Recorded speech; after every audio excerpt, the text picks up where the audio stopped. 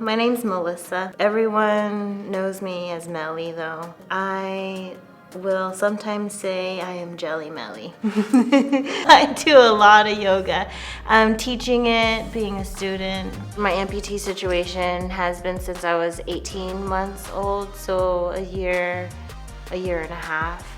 And I learned how to walk with prosthetics. I remember being in a lot of pain, and the best way is to describe it is growing pains. As often as you are replacing shoes for children, think about replacing prosthetic equipment and replacing the prosthetic the way it fits. Once you outgrow it, you start blistering and it's just very painful. Or if you were an active child like me, bouncing off of things, and I would do the splits at recess, and I would hang upside down and just do things because I could, and it was fun to be just trying things out. I guess that's normal for me, is just to go be so active that I wear them out and I break them because I'm just going so hardcore on them.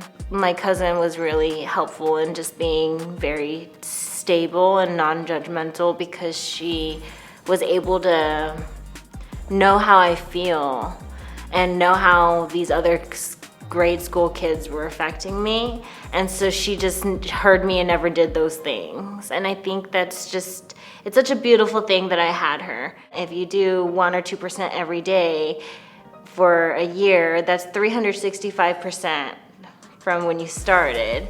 It's just a lot of times we overlook the small steps. Wish I had had that perspective sooner, because there was a whole lot of stopping before I started. In college, I had PE requirements to be able to finish school, and one of the classes was yoga. And I had no idea what it was until I took the class. And it showed me core yoga principles about breathing and taking rest when you need it. I realized, okay, my physical activity is all dictated by school and work. I don't do anything for myself. And so I re-invited the yoga in, and when I continued, I kept telling myself, be the change you want to see in the world. And every time I went into meditation and I came out, I had accessed something. The part of me that wanted to help people, the part of me that wanted someone like me in the instructor, and I'm like, why not me? Why shouldn't I be? I wanted a disabled instructor. I wanted representation and cueing and to feel that inclusivity. It became life-changing. I didn't realize it was going to domino effect so fast. The second I decided or had the spark, I signed on in February or January of 2023, and it was a summer program. So I got my 200 hours in less than 6 months. When the students come in, being happy to see one another and hearing about how their days are, then I can understand, okay, they came into class with, wanting to relax or wanting to de-stress or get something off their mind or decompress. My favorite part is the end part, where I can hear about how everyone's feeling so much better, or even just, oh wow, I needed to stretch.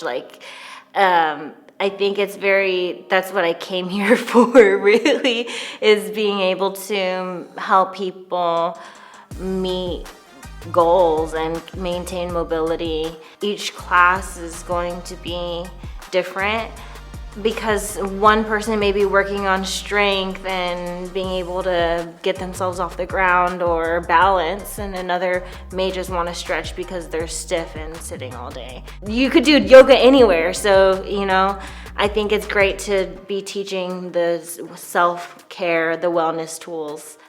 I wish I had found community sooner. I had joined Facebook groups and I was 21 or 22 years old, and I'm like, wow, I wish I had this sooner, because I felt so alone growing up. With the community here, as I'm getting to know everyone, we're looking out for each other if we haven't seen someone, and we're looking out for them and be like, well, we think yoga would be good for them. We think being here at the community would be good for them. Seeing yourself in another person and seeing what's ahead of them, and you know, how good it feels to meet goals and be able to work with each other to meet those goals.